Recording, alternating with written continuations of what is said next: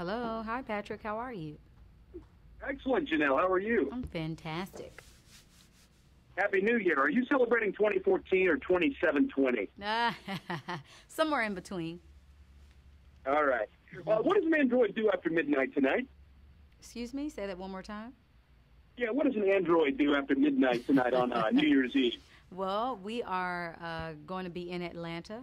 You know, we all teleport to Atlanta, Georgia, and we will be on stage celebrating life and music and love and unity and, doing it with the help and sponsorship of M&M's. I'm excited to be headlining the Atlanta Peach Drop. It's a tradition here. It's just really going to be a magical night and so many different surprises. Well, it caps a really excellent month for you and a year for you. I mean, this month earlier, you were playing a string of shows with Prince, for example. Tell me a little bit about what a rehearsal with him goes like. Who calls the shots when you two get together in the room? Well, he's on my album, The Electric Lady, and I had the opportunity, the wonderful opportunity of producing him. So I got a chance to call the shots for that particular collaboration. And I'm just so thankful. He writes and produces. He's a genius in my eyes and one of my musical heroes. And for him to trust my instinct and let me guide him through the process was just an unbelievable experience. I'm still pinching myself. Well, I can't get enough of The Electric Lady. I think it's exceptionally awesome. Thank you. I mean, I wonder, whenever I read about Janelle Monae, everyone tries to attempt to put, what they think the music is, because there's so many styles. And I wonder, do labels like Afrofuturism, Afropunk, do those limit the perception of an artist? Shouldn't a band like Fishbone exist as punk, or even Janelle Monae as futurism without the Afro qualifier? Where do you stand on that?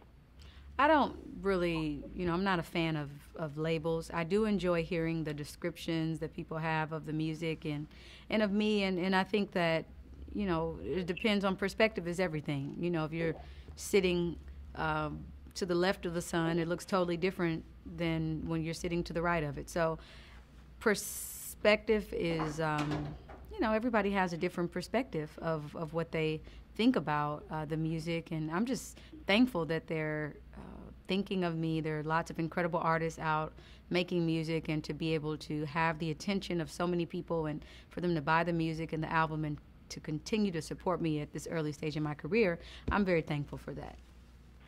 Well, I think the Android theme is such a powerful symbol because it represents for many people outcasts, or in your words, the other, those who are often targets of bigotry.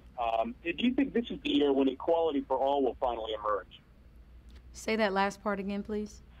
Yeah, do you think 2014 might be the year that equality for all finally emerges?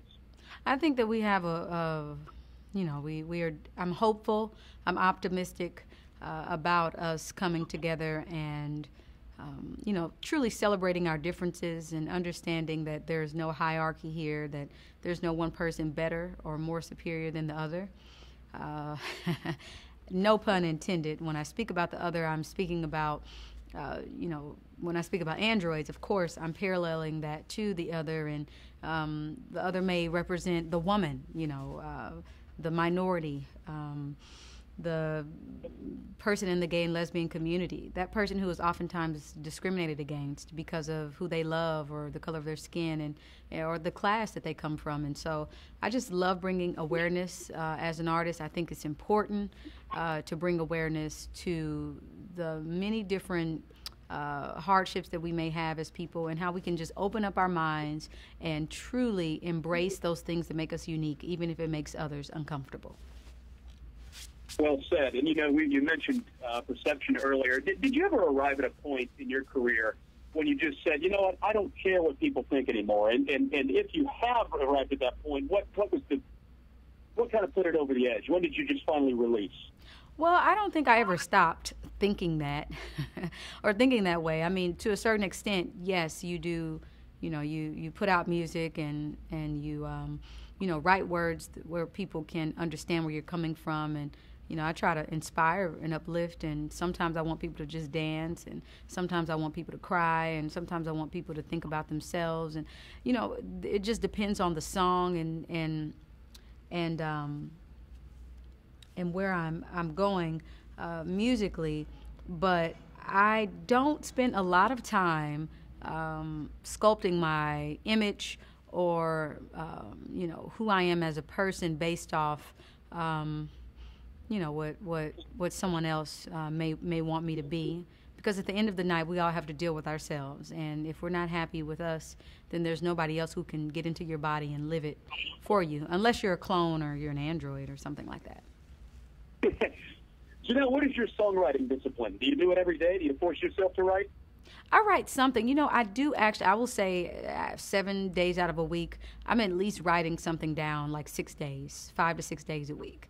Whether it's a song title, whether it's, something that I've said that was funny from a conversation, or someone said something to me that was meaningful. But yeah, I find myself having lots of things to write out, and, it helps for my next material.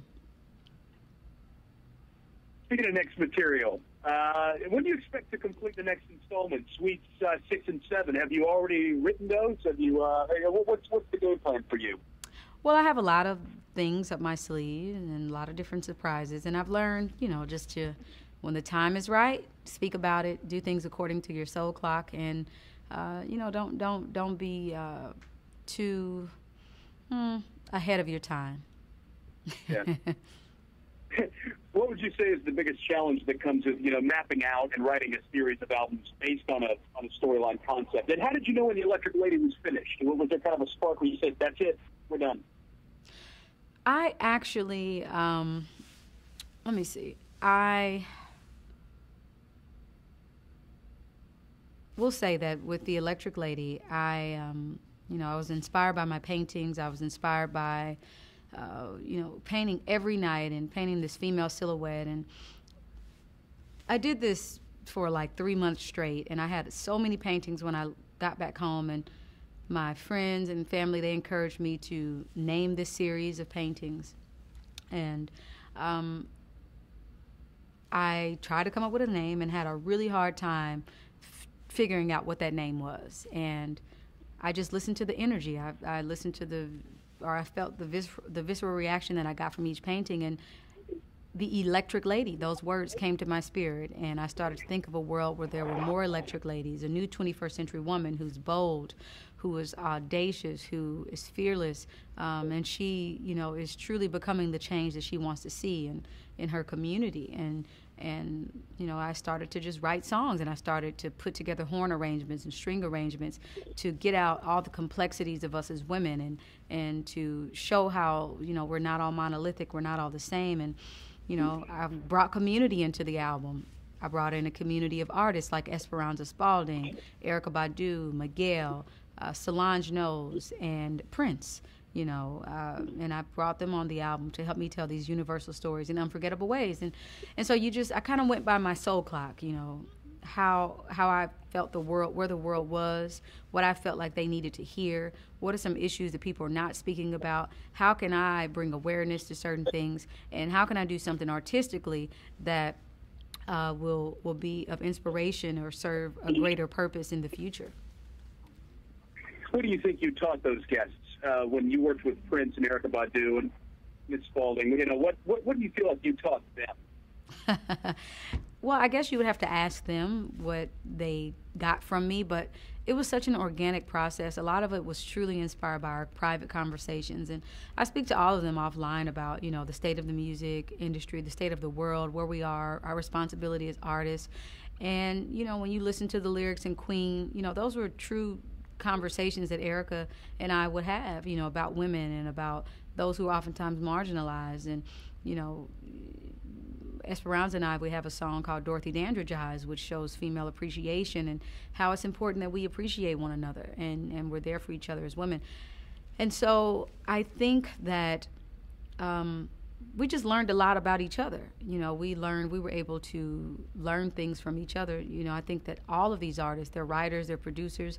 I'll say what I learned from them. I learned what it takes to work with another artist and how to communicate effectively, especially to somebody that is truly just an incredible artist within their own right. And so I learned what it's like to be on the opposite end as a producer. Yeah. Now, you recently canceled a couple of shows to undergo vocal rest. Was that a blessing or a curse? Oh, a blessing. It was a blessing. I was overdoing it. I was warming up my voice for like 2 hours, and then I had 2-hour press, and then I had a 2-hour show. And I was doing that for like 5 days out of a week for like 2 weeks straight. Don't ask me why. I did it. And, I knew that I needed to rest. I knew that I needed to cut down warming up that long, and I needed to just take off for a couple of days. But I postponed the shows, and they're happening this January. Right on. Okay. Now, at what point did you realize, Janelle, that you sang well? When did you wake up and say, I got to make a living doing this? Well, I've progressed vocally over the years. Like, my range has increased. I've been able to do things that when I first started out, I couldn't do. So I just, you truly have to enjoy what it is you're doing. Even if nobody was watching me or paying for me to come and sing or, writing about me, I would always sing. It makes me feel good. And it is therapy for me to listen, to myself as I'm singing, as I'm recording, as I'm humming, as I'm doing all those things. It's just a part of my DNA and who I am. Yeah.